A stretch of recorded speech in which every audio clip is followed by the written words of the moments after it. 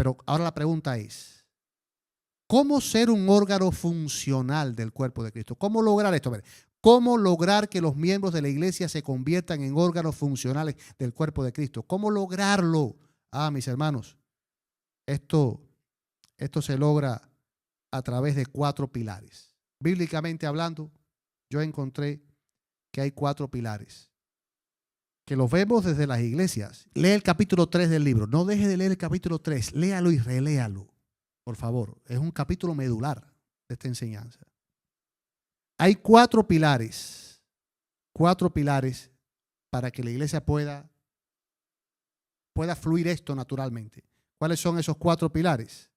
Mire, liderazgo, diseño, ambiente y discipulado.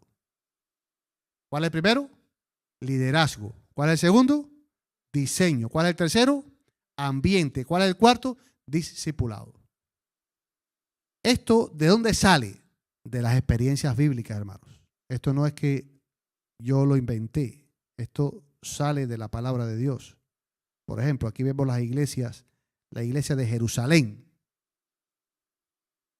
La iglesia de Jerusalén fue una iglesia totalmente exitosa.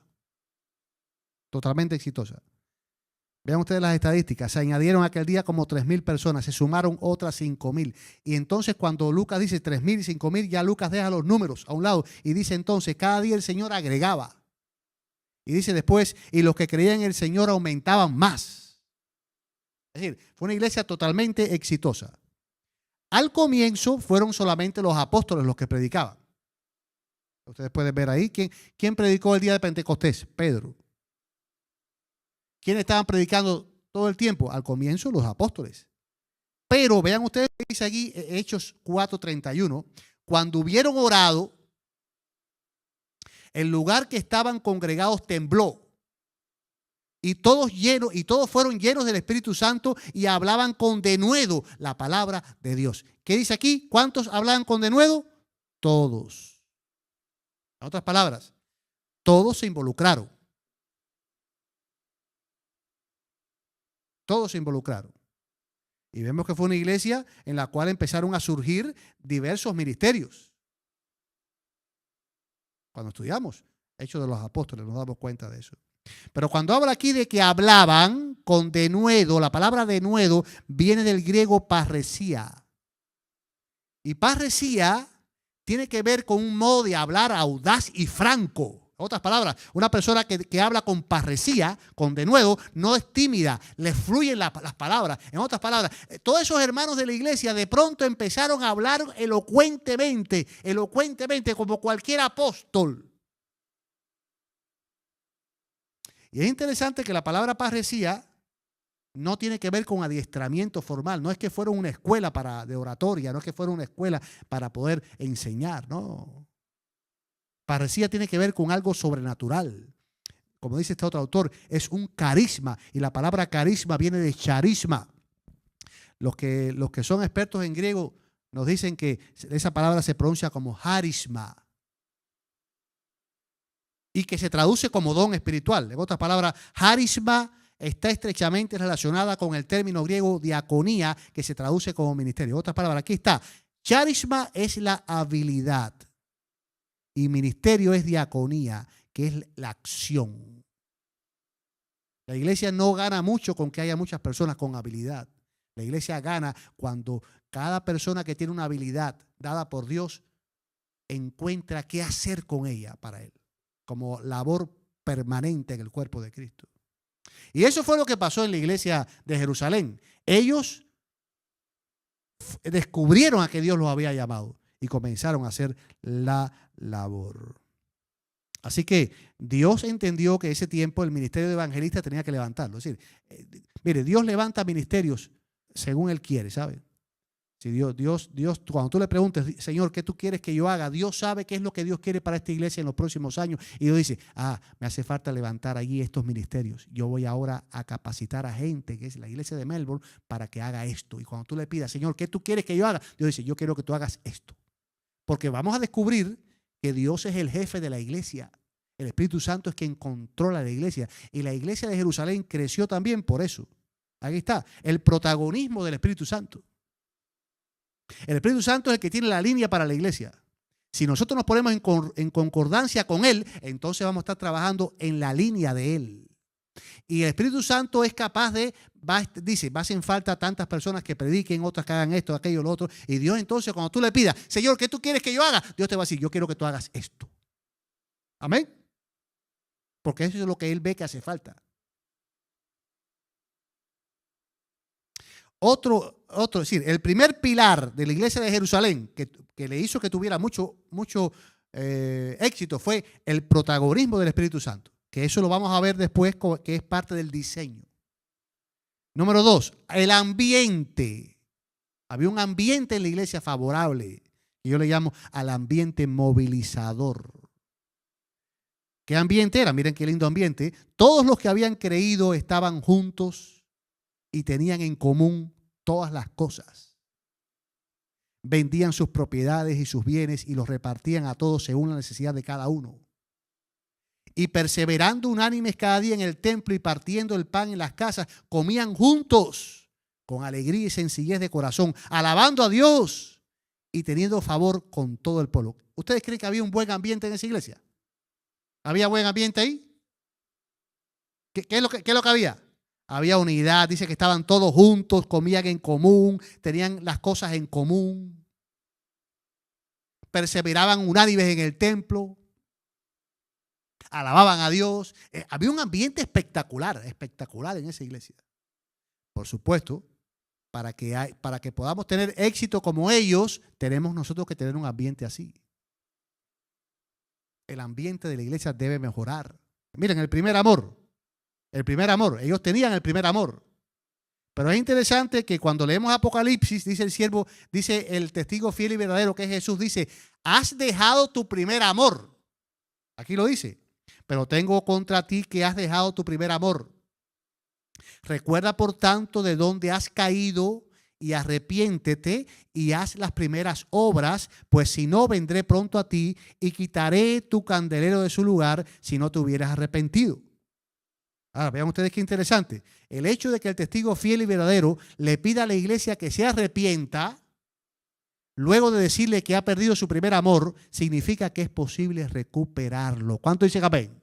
Una iglesia que ha perdido su primer amor, es posible recuperarlo. Cuando una iglesia tiene fervor misionero, producto del primer amor renovado, la movilización se hace de manera natural y por lo tanto excelente. Otro pilar, no eran miembros, eran discípulos. Y vean ustedes qué interesante, dice, en aquellos días, como creciera el número de los discípulos, eso está en el capítulo 6. Pero en el capítulo 2, ¿qué decía Lucas? Todos los que habían creído estaban juntos. Noten, en el capítulo 2 no dice todos los discípulos estaban juntos. Dice todos los que habían creído estaban juntos. Pero en el capítulo 6, Lucas cambia el título de los que son miembros de iglesia y les dice que son ¿qué? Discípulos. En los evangelios los discípulos son los apóstoles y otros más que estuvieron en contacto directo con Jesús. Pero ahora, en este texto, a partir de Hechos 6:1, este término pasa a los miembros de la iglesia. Y en un tiempo cuando Jesús ya no está presente corporalmente, en otras palabras, esos discípulos están igual que nosotros. Jesús no está presente corporalmente, pero son discípulos de Jesús. Amén. ¿Por qué este cambio? ¿Por qué hay un cambio de creyente a discípulo? ¿Por qué hay un cambio? Porque un discípulo es un soldado de Jesús. Escucha bien. ¿Qué cosa es un discípulo? Un soldado de Jesús que está en pie de guerra, movilizado y listo para lo que su jefe le ordene. Cuando una iglesia tiene discípulos y no miembros, la iglesia es explosiva. ¿Por qué? Porque cuando la iglesia tiene discípulos, tiene soldados en pie de guerra, listos para servir, con las botas puestas y la mochila al hombro. Una iglesia con discípulos es una iglesia que cumple la misión, cumple la obra del ministerio. Una iglesia con miembros, ¿viene a qué? Viene a eso. Mire, Dice aquí, por eso estoy de acuerdo con estas personas que dicen el concepto de membresía debe de morir. Pues hoy se asocia mayormente con pertenecer a una entidad en la cual pago una cuota y recibo ciertos privilegios, el cual crea una mentalidad de club. Lo que hablamos al principio. Eso es un miembro. Yo aquí doy mis diezmos y ofrendas. Tengo derecho a esto. Y no es que usted no tenga derecho, pero que usted, más que sea un miembro, es un discípulo. Un soldado listo para el combate del Señor. Listo para lo que el Señor le diga. Amén. Además, es importante destacar que el discipulado se manifestará por fuera a través de los dones del Espíritu y por dentro a través del fruto del Espíritu. ¿Cuál es el fruto del Espíritu? Amor, gozo, paz, paciencia. Es decir, el Espíritu Santo quiere producir en usted el fruto del Espíritu. Y entonces le da un don espiritual con el cual usted va a ministrar. En otras palabras, usted es un discípulo porque usted tiene el Espíritu Santo que está obrando por dentro y está obrando por fuera. Amén. Por lo que el discipulado tiene que ver con cristianismo auténtico. El Espíritu obrando en mí y a través de mí. Todo esto será el resultado de llevar a cabo disciplinas espirituales puntuales que tienen el propósito de relacionarnos con Jesús. Por lo tanto, por lo que el discipulado tiene que ver con cristianismo auténtico, el Espíritu Santo obrando en mí y a través de mí. En otras palabras, en la medida en que el discípulo se vaya relacionando con Jesús, irá poseyendo el Espíritu Santo y desarrollará más evidentemente su fruto. Además, se convertirá en un colaborador del Señor para involucrarse en la obra del ministerio. Ahí está todo, señores. En la medida en que el discípulo se vaya relacionando con Jesús, irá poseyendo el Espíritu Santo y desarrollará más evidentemente su fruto. Es como dice el hermano Humberto. Dice Humberto que él ha descubierto que lo más importante en la vida cristiana es levantarse en la mañana y usted dedicar un tiempo a estudiar la palabra de Dios y a orar. Eso es lo más importante de la vida cristiana. Porque en la medida en que usted se consagra en la mañana, cada día se consagra a Dios, se entrega al Señor, usted se está convirtiendo en un discípulo. Y eso lo capacita a usted para ser un soldado listo para el combate del Señor. Amén. Una iglesia que tiene discípulos, no miembros, es una iglesia maravillosa. Es una iglesia que está lista para servir. Es un cuerpo funcional. Amén. Y por último, penúltimo, porque ahora en Tesalónica, ya vamos a terminar, nos damos cuenta de un detalle. Las reuniones en grupos pequeños. La iglesia de Jerusalén se reunía en grupos pequeños. Los grupos pequeños son comunes en una iglesia que cumple la obra del ministerio. ¿Por qué? Porque cuando nos reunimos en grupos pequeños, aprendemos juntos, nos conocemos más, hacemos planes. El grupo pequeño es maravilloso. ¿Es así o no es así? Es maravilloso. Está en el plan de Dios que la iglesia esté reunida en grupos pequeños. Ahora, de Tesalónica descubrimos el liderazgo movilizador. La iglesia no va muy lejos si no tiene líderes. No olvides esto. La iglesia no va muy lejos si no tiene líderes. Los líderes son los que mueven esto. Los líderes son los que hacen que esto pueda ser entendido en los grupos pequeños. Y miren, no olviden que en Tesalónica vemos el entusiasmo. El entusiasmo es parte del ambiente. Una iglesia llena de entusiasmo. ¿Y saben qué es lo que entusiasmaba a la iglesia de Tesalónica? La segunda venida de Cristo. Cada vez que Pablo, en cada capítulo de la primera carta de Pablo a los tesalonicenses, se menciona la segunda venida de Cristo.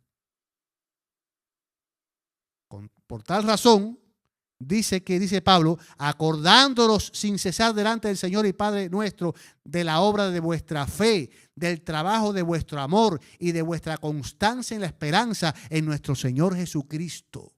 Noten que aquí está, ¿qué es lo que está ahí? La fe, la esperanza y el amor. En la misma tríada de palabras que Pablo menciona en 1 Corintios 13. Ahora permanecen la fe, la esperanza y el amor. Amén. La fe, la esperanza y el amor. La iglesia de Tesalónica disfrutaba de la fe, de la esperanza y del amor. Y todo eso en nuestro Señor Jesucristo. Hermanos, cuando la iglesia pierde de vista que Cristo viene pronto, se enfría todo y somos un club cualquiera. Pero cuando la iglesia tiene presente que Cristo viene pronto, cuando el miembro de iglesia todo lo relaciona con la segunda venida, el entusiasmo llega y lo transmitimos. Venimos a la iglesia a cantar, a saludar a los hermanos. Se me olvida si alguien no me saludó. Digo, le doy el beneficio de la duda. La iglesia tiene que aprender a dar el beneficio de la duda a los demás. ¿Qué cosa es el beneficio de la duda? No me saludó, no porque tenga algo contra mí, sino porque está atareado. Posiblemente está atareado, tenga algún problema. Voy a orar por él. ¿Está claro? Me trató rudamente. ¿Qué problema tendrá ese hermano? ¿Está claro? Eso es cuando yo soy guiado por el Espíritu. Todo eso es si yo creo que Cristo viene pronto. Porque la segunda venida de Cristo es lo que mantiene una iglesia viva. Viva. ¿Saben por qué la gente en la iglesia primitiva lo compartía todo? Porque creían que Cristo venía ya. Porque si yo creo que Cristo viene pronto, las cosas materiales tienen menos valor, ocupan el lugar correcto en mi vida. Pero si creo que Cristo no viene pronto nada, entonces estoy pensando en otras cosas. Mis hermanos, Cristo está más cerca de lo que nos imaginamos. El Señor está al control de todos los acontecimientos que están pasando. Ya hemos estudiado en profecía que este país, los Estados Unidos de Norteamérica, tienen un rol clave en los eventos finales. Y lo que está aconteciendo aquí últimamente, no crean que está divorciado de eso. Como está el mundo hoy. Como está el mundo hoy. No se había visto hacía mucho tiempo.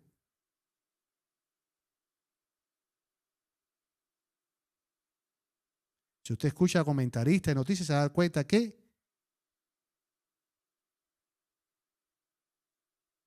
están pasando cosas terribles en este mundo. Y las que pueden pasar, que no han pasado porque Dios no lo ha permitido. Por lo tanto, hacer muchos planes está sobre es una construcción sin cimiento. Usted tiene que creer que Cristo viene pronto. Amén. Y cuando usted cree que Cristo viene pronto, su vida cambia, su perspectiva cambia. Usted se convierte en un discípulo listo para servir. Amén. Mis hermanos, estos son los pilares. Miren los pilares. Un ambiente saludable con un marcado entusiasmo y un profundo sentido de misión. El que sus miembros se convirtieron en discípulos, lo cual implica un profundo compromiso bajo el protagonismo del Espíritu Santo. La labor de los líderes consagrados, quienes aprovecharon las ventajas de los grupos pequeños para transmitir la visión. Ellos comprendieron que eran parte de un cuerpo y que como tal cada uno tenía una función que cumplir en lo que Pablo llama la obra del ministerio. Esos son los 4 pilares sobre los que descansa la movilización de la iglesia. Nosotros tenemos que trabajar en esos 4 pilares. Queremos que la iglesia se movilice. Tenemos que trabajar en cada uno de esos pilares.